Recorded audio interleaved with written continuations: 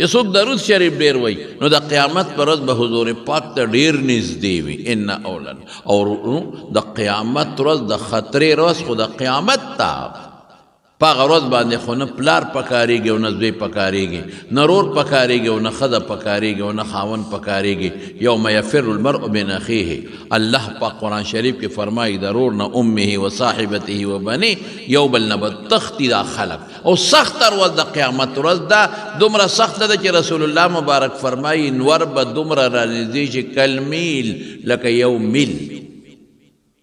د حدیث راوي څه وایي پیغمبر مبارک میل ذکر کړی دی او میل دوه معنی ورکوي. یو هغه میل دی چې دا زمونږ د سړک د غاړې دا میل مونږ وایو، یو دغه میل دی 1260 ګزه.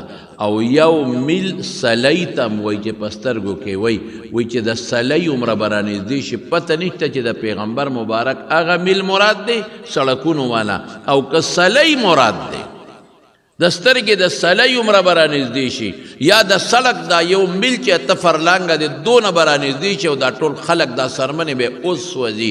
دغه ورځ به څه کوې؟ مال پکار، قسم په خدای که پکار دی راشي، کارخانه نه پکارېږي، د دنیا بادشاهي